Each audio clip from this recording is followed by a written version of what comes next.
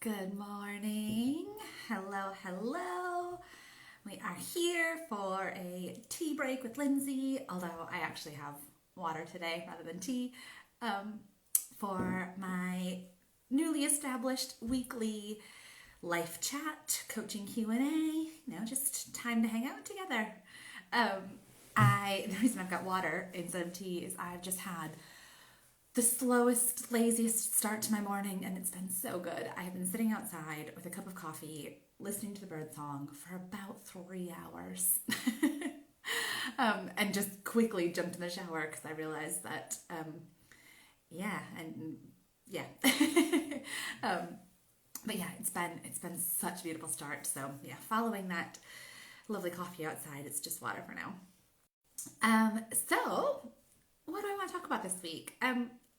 There's so many things I talk about. There's just so much going on. I can't even believe all of the expansion and growth that's happening right now. Although honestly, a lot of it is building on growth and work and healing work that I've been doing over the past 2 years, but really the past year.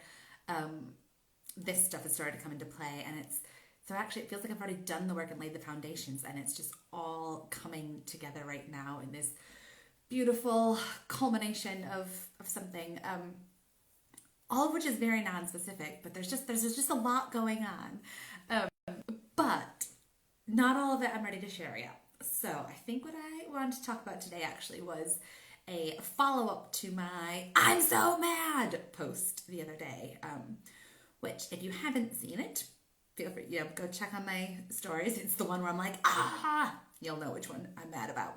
Not my stories, my grid is what I meant to say. But I want to follow that up because I got quite a lot of comments on it. Less actually on Instagram and more on Facebook.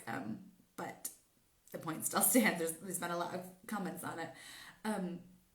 And so I want to talk about why I'm mad and what upset me with all of it. So, like I said, if you haven't seen it, you can go read it. But essentially what happened is, earlier this week, I posted a picture of me in the bathtub, and it was cropped, here. So it was just, my torso and me in the bathtub. And I checked it carefully to make sure that you couldn't see anything that you weren't supposed to see. There was no nipples on show. But all the creepers came out of the woodwork. Sometimes this happens anyway.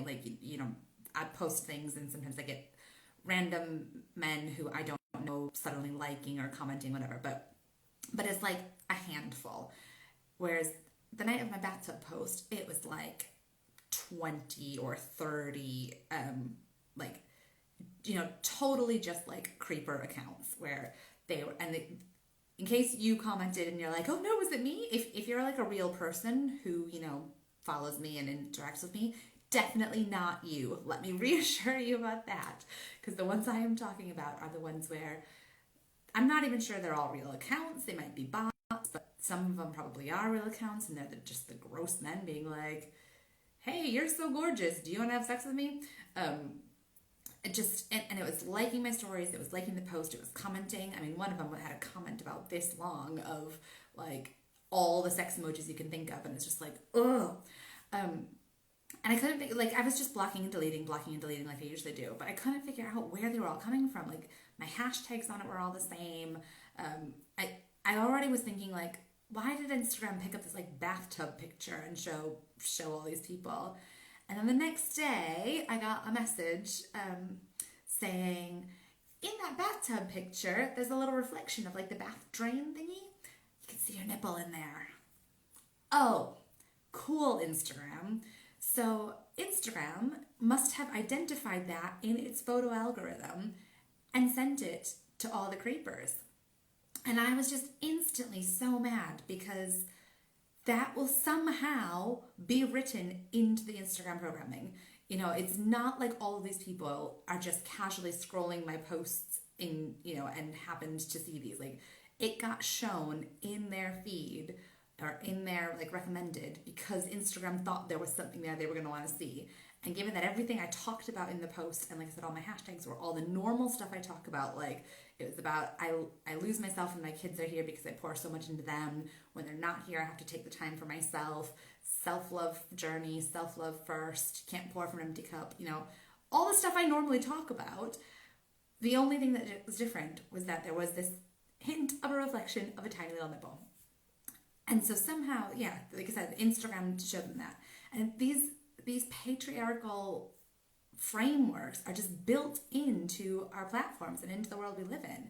And it shows up in all these places that you wouldn't even expect. And what it does is it keeps women from feeling safe to fully post this. So my dad actually called me yesterday and was like, I can't believe you haven't taken that picture down yet. Like, he hadn't noticed it. Like, nobody was going to notice this. It was a very, very tiny reflection. Except the one person who did, on Instagram. But so my dad hadn't seen it. He's like, oh yeah, I saw the picture, but I didn't notice it. But then he said, once you knew it was there, why didn't you take it down? Lindsey, the world can see that now.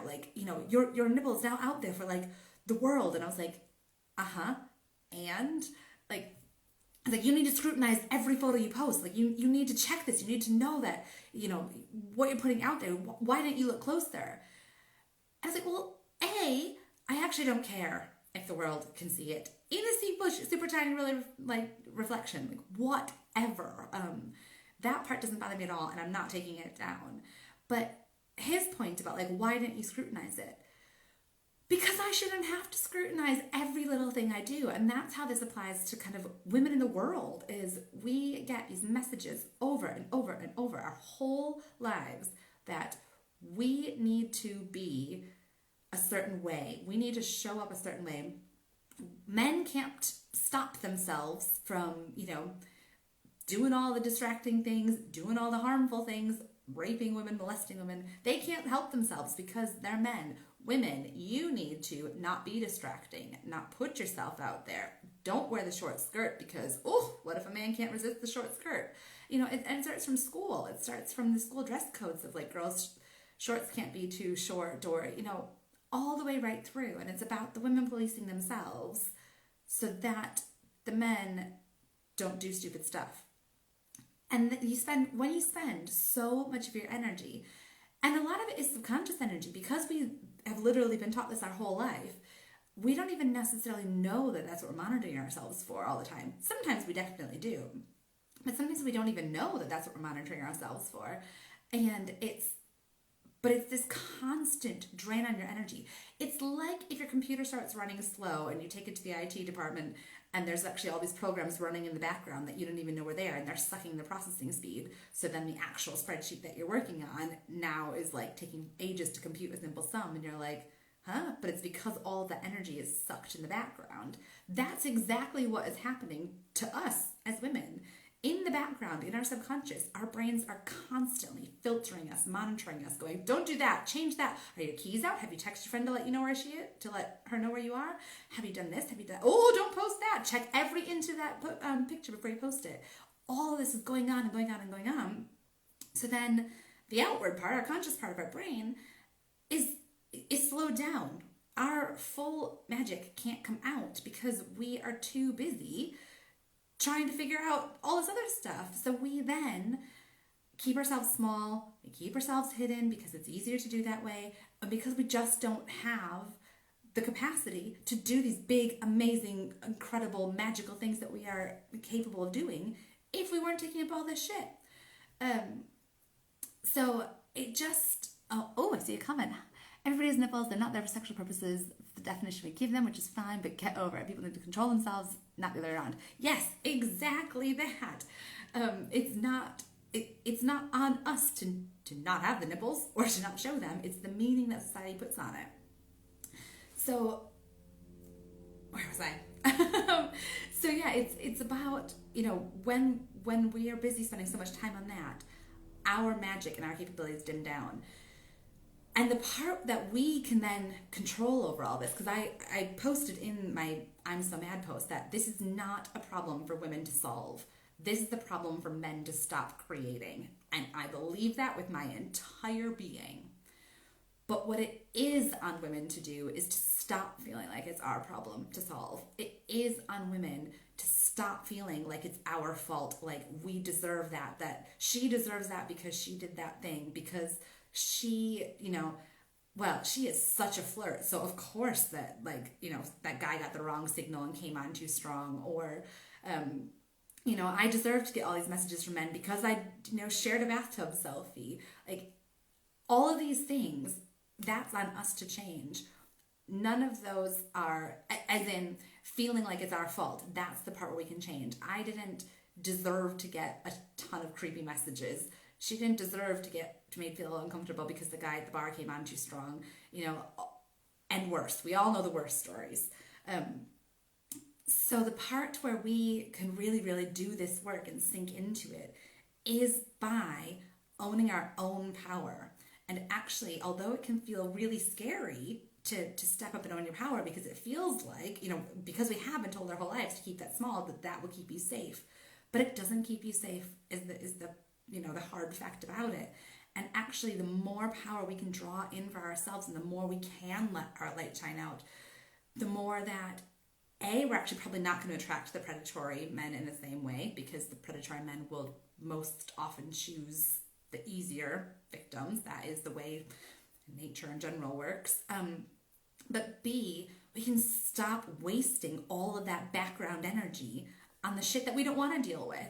If we can consciously get rid of that stuff, we can then free up so much more of our energy to do the magical stuff in the world, to do the stuff that we are meant to do, to come together and, create massive change.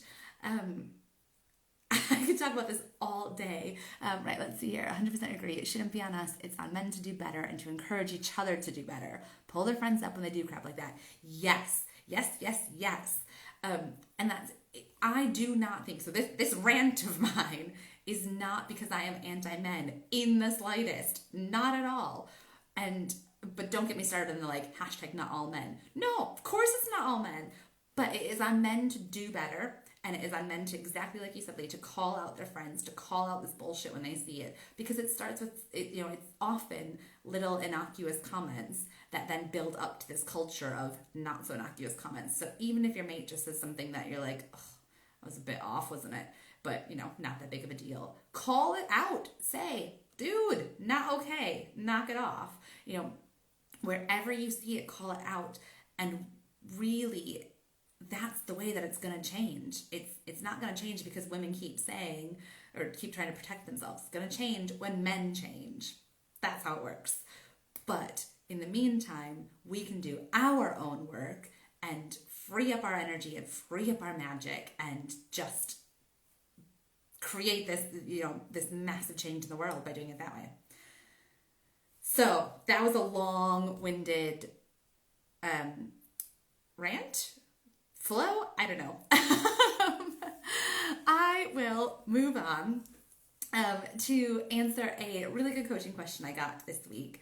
Although I have been thinking about it quite a lot, and I'm not sure how comprehensive of an answer I'm going to be able to give here, but I'm going to try. So the question that I got this week was, what is the difference between vulnerability and sensitivity? And I talk about vulnerability quite a lot. So this part of it, I can answer really easily, like what vulnerability is, why it's important, why I think it's the key to getting everything we want in life. And then, I think the comments are sometimes a bit delayed. So let me see here. Not all men drives me mental. It's all men until it's no men. We don't know which ones are predators until it's too late. Yes. I don't know when I'm walking down the dark street at night whether the one coming towards me is one of the very few bad guys or whether he's a good guy. I have no way of knowing that. I just know that you're a risk and I'm going to avoid it. Yes, so vulnerability and sensitivity. So I can talk about vulnerability loads. Vulnerability is the act of putting yourself out there in some way, letting yourself be seen, taking a chance by taking off the protective layers, by taking off the protective armor and putting yourself out there, and doing that regardless of the outcome, doing that without a guarantee that you're going to get the result you want, get the, succeed in some way, get a response that you want, but you take that chance and you put yourself out there. And that might be telling somebody how you really feel about them. That might be applying for a job you want. That might be sharing a post on social media about something that really means something to you. It might be creating a new piece of art and, putting it on your website, not knowing if anyone's going to want to buy it. It can be so many things, but it's about somehow taking a piece of you and sharing it externally without knowing what the outcome's going to be. But that is the only way that we can create actual connection, because how can we connect to something that's not real or that's covered up? You need to expose this little piece of you so that somebody can actually connect to who you really are. So that's what vulnerability is to me. Sensitivity then is different in that sensitivity is about, to me, it's about how you feel, how you receive things, as opposed to vulnerability, which is doing something. It's somehow, it's an opening up and a giving out of an energy in some way, shape, or form. Sensitivity, on the other hand, is how you receive things and how it lands with you. So if somebody says something to you, the sensitivity is how you feel that. If you've got all your barriers up, and in the same way that barriers will stop you from being vulnerable and stop that outgoing energy, a barrier up will also stop it from coming in. So if somebody says, I don't know, that new haircut doesn't really suit you, why did you do that? If you've already got your barriers up and you are not feeling sensitive, you're not going to receive that energy in. You'll be like, whatever, I like my new haircut. If you've got those barriers down and you are sensitive and open to receiving it, you might feel it a lot more directly. You might go, that hurt when you said you didn't like my haircut. And it can get to you right in there because you were open to that and sensitive to receiving it. Or sensitive can also be receiving other people's energy. So if somebody else is feeling a certain emotion, if you are very open and sensitive to picking that up, you'll pick up the energy. Now that doesn't mean, so sensitive does not always mean taking on somebody else's energy. Those are different things as well, but it means noticing it. It means having a finely tuned radar for the energy that's coming in. And actually, I guess I should say that as well about the haircut example of when I said that hurts, that you're feeling sensitive about that. It doesn't always have to mean it hurts. Again, you can be sensitive and you can notice that comment without it necessarily hurting you. So sensitivity often gets bandied about as a bad thing. People use it as oh, you're too sensitive. Oh, I didn't mean it that way. You're just being too sensitive. Sensitive in and of itself is a wonderful thing because it means you are open to receiving all of these other things. The important part is to have your boundaries and your energetic work done so that you choose your reactions, you choose how it affects you. Feeling the feelings is not a bad thing. Reacting to your feelings is not a bad thing. But having the world bombard you with all of the things and you just feeling battered around by the waves, that can be very overwhelming and totally just suck all of your energy. Whereas you can take that sensitivity and you can turn that into a superpower. If you take that sensitivity and use that finely tuned radar, if you can pick up on other people's emotions and energies and feelings, that's such an amazing gift. You might be able to, if somebody's having a really hard time, but they've got their walls up and they're not, they're trying to keep it hidden. If you're a sensitive person and you've got that finely tuned radar and you can pick up on that, you might be the one to say, listen, I know you said you were okay, but I'm picking up on maybe something's a bit off here. Is there anything you want to talk about? That's an incredible gift you are offering to that person. And you are only able to do that because you were sensitive enough to receive the energy that they were ever so subtly giving off. And in that case, so the kind of course, the tying correlation with vulnerability is, so you were sensitive enough to receive the energy that they were, subtly giving off in that case, and you felt it. You then have a choice to do nothing with that, or to be vulnerable by saying, I noticed this, do you want to talk about it? And that to me is a vulnerable request, because you're acknowledging that you noticed something, you're asking if they want to talk about it, and you're risking them saying, no, fuck off, I don't want to talk about it, and blowing up in your face for asking a sensitive question. Whereas, so you had to put yourself out there knowing that you could get rejected for your kind offer, but you did it anyway because maybe it's exactly what that person needed. I think that's how those tie together for me. I'm not sure if that entirely answered the question, so please feel free, if you've got more to say on this in the comments, please let me know. If you're like, oh, that didn't make any sense at all, can you clarify this, that, or the other, or what about the situation? Again, stick it in the comments and I promise to get back to you on it. But to me, that's kind of the summary of it.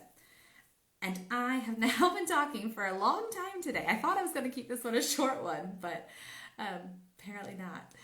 So I am going to wrap up by saying all of these things that I talk about, my rant about what we can do, about how we're giving away our energy, and how, like I said at the beginning, it's on us as women to stop feeling like all this patriarchal bullshit is our fault for causing it, but it is on us to stop feeling responsible and to pull in our own power and to really stand in our power and not let the patriarchal bullshit drag us down. We can choose to really kind of just draw on our power and build ourselves up and go forth and do amazing things.